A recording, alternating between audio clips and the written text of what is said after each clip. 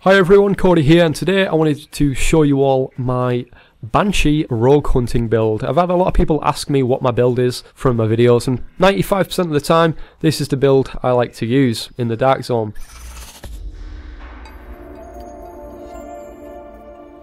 As you can see, I've got nearly 300k DPS, 408k toughness and 109k skill power.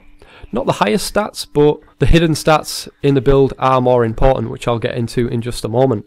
First of all, we'll start with the weapons before we look at all of the gear. As you can see, I like to have the LVOA-C, probably my favourite gun in the game right now.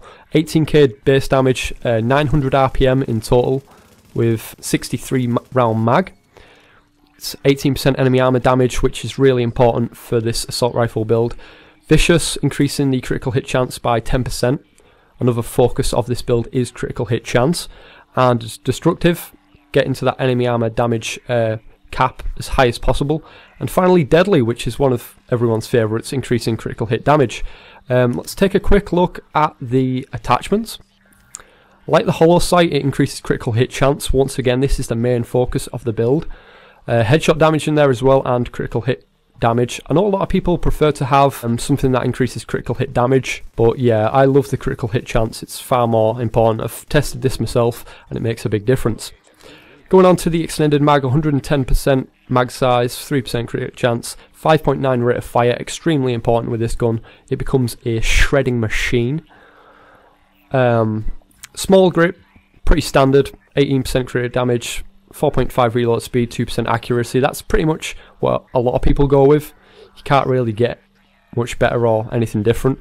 See, like, you could go with this one here, increasing the reload speed. Apparently it'll give me an extra 13k DPS, but let's face it, you don't really need to reload. Like, it's not that important. Just focus on the stats that matter. Increase crit damage. Don't go for this nonsense. Anyway, moving on. My secondary is often an LMG, as you've seen in my videos. It's just, yeah, LMGs are just so underestimated and underused in the game. 17.4k damage with the MK46, really hard hitting LMG. 550 RPM, which then turns into 610 with the magazine, and a total round mag of 110 rounds in the magazine there, sorry. I'd like to have destructive once again for the enemy armor damage prepared, because I always use the LMG from range, and fierce for more crit hit chance as well. Let's jump into the mods real quick once again. I like to have the ACOG scope. I like to have the precision and the accuracy to land my shots instead of just spraying. A lot of people will probably go for something different, but yeah, I like the ACOG for precision. For the magazine, heavy magazine spring every time on an LMG. I don't care what the stats might say for an extended mag, you'll have an extra 30k DPS, but you don't need 210 rounds in a mag. You're not going to fire that many shots before someone comes up close and shoots you with an SMG or an assault rifle. Go with a heavy magazine spring, increase the rate of fire, and have some crit hit chance on there as well. Small grip, once again, pretty standard. Crit hit damage, optimal range stability, nothing special, nothing great. Once again, reload speed could increase my DPS, but it's a lie. It's a lie. For the suppressor, I like to have the headshot damage on this one because I can usually land some headshots, especially in combination with the ACOG scope. Could go with that if you're not so confident, but I like to have the headshot damage on that one. As you can see as well, I like to use the sniper rifle every now and again. Harmful, brutal, deadly. Don't really use SMGs that much anymore. Maybe just for a little bit of hip fire and stuff, but yeah, I don't really use them. My build revolves around assault rifles and LMGs. Moving on to the gear. 4-piece Banshee, 1-piece Barret Chestpiece Savage gloves. First of all, we'll start off with the Banshee sets. We've got the Banshee mask, 1500 firearms there, critical hit chance by 4%, enemy armor damage as well. Always have enemy armor damage where you can. Moving on, knee pads, we've got not great stats, only 1181 stamina, some good armor there rolled in by recalibration, and 11.5% enemy armor damage as well, very important to have. Onto the backpack, 1126 firearms, nothing special, got some armor recalibrated on there, and ammo capacity, which is always nice when you're in PvP. It's really annoying when you have to go back and resupply every time. Finally, the last piece of the Banshee, pretty good overall stats there across all three, and some armor rolled in there. Always roll armor, the most important stat in 1.5 by far. But yeah, for the Banshee, the most important things are the bonuses. 20% looted Dark Zone funds is always nice. Means you can buy more Dark Zone sealed caches. 10% damage to targets out of cover. Practically no one uses cover, so that's just 10% damage for free.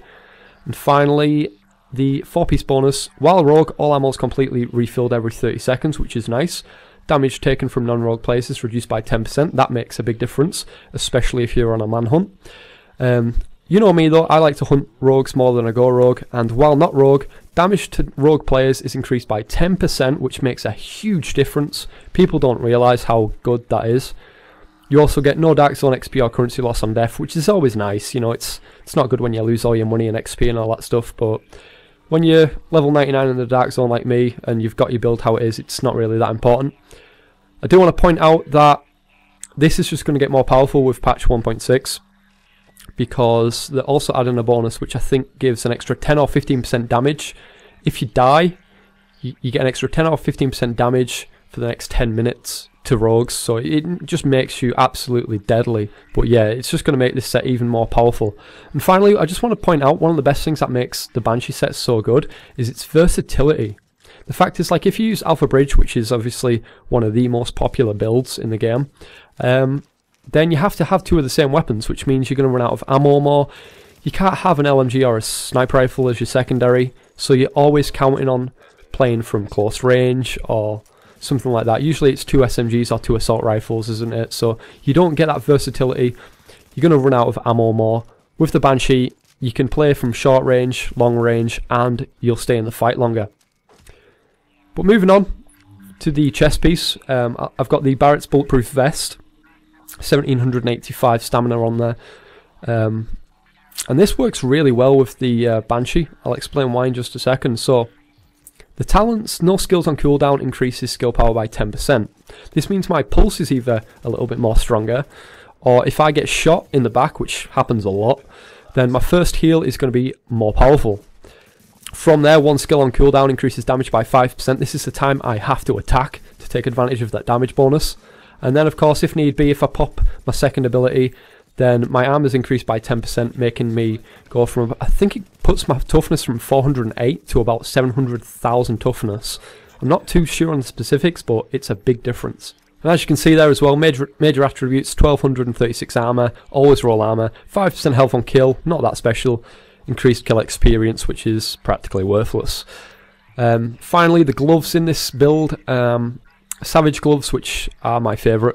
1221 stamina.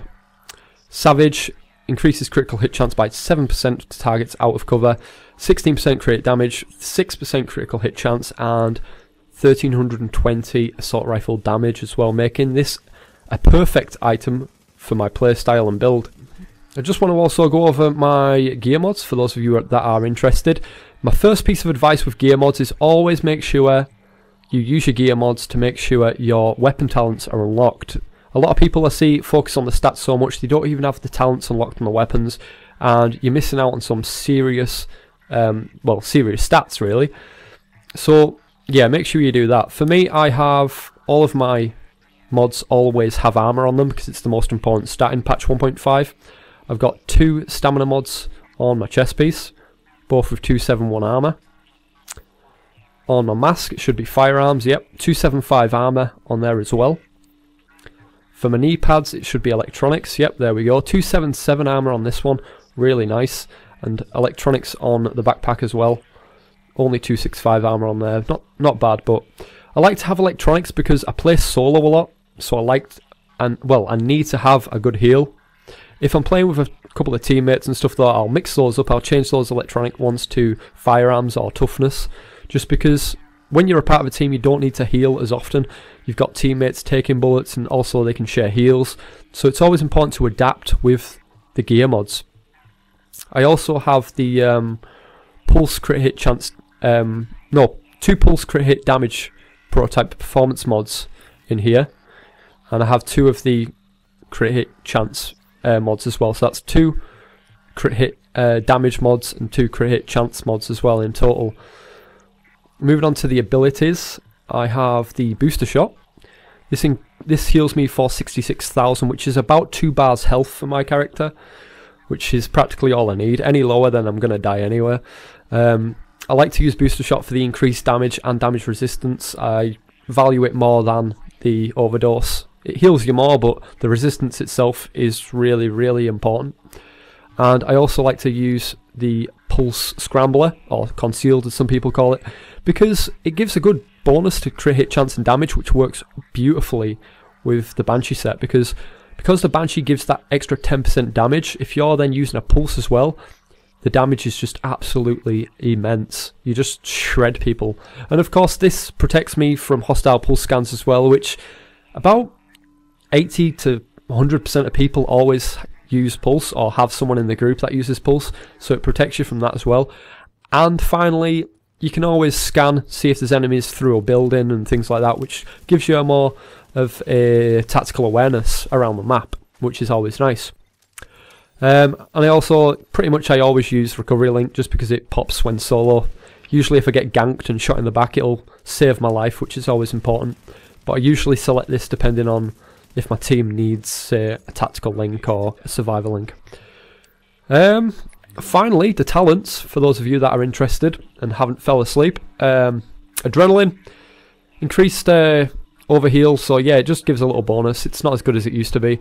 Critical save, damage resistance is increased by 40% for 10 seconds. That is so good if you pop that when you're nearly dead, it saves your life practically. I also like to use steady hands because my LVOA does have a bit of recoil. It's one of the best guns, but it does have a little bit of recoil. And if I can go into cover and then start spraying someone, practically 95% of my shots will land on target. More importantly, I like to use my LMG, which if I go into cover and use my LMG, there's hardly any recoil, which makes it's just a perfect combination. If you're using an LMG, try steady hands. It takes a while to get used to because you have to go into cover just before you start shooting, but give it a try. And finally, I use on the move, increased damage resistance by 30% after you kill something. Even if you're in PvP, you could just shoot an NPC and you're going to have an increased damage resistance bonus for 10 seconds. It really, really helps. I don't use one is none because I don't really face trade with people. I don't stand there and just shoot. I always shoot and move and shoot and move. I like to kind of shoot in bursts. I will sometimes use combat medic, which increases it gives your teammates a heal, if you use it while in a group. I'll also use battle buddy as well for 50% damage resistance for 10 seconds if you revive someone, or triage if you're in a group. So triage, battle buddy and combat medic if I'm a part of a team as well. But yeah, I think that's about it. Armor mitigation is only 53. I know a lot of people have like 55, 56, but that's all I have. Makes a big difference though if you can just min-max as much as you can. And my enemy armor damage is at 52%, which is probably one of the most important factors with this build. Enemy armor damage on every gear possible, combined with crit chance, and the Banshee build makes it absolutely unstoppable. But yeah, I hope I covered everything for you guys. I'm sorry I don't do these builds things more often. I hope it helps for all of you people that are looking for some advice and stuff. Let me know what you think. Yeah, Banshee, give it a go. It's only going to get more important. And if you've got any questions, feel free to ask. And Alpha Mike Foxtrot. Hi guys, I just want to say thanks for watching. Make sure you subscribe for more videos from me. And as always, Alpha Mike Foxtrot.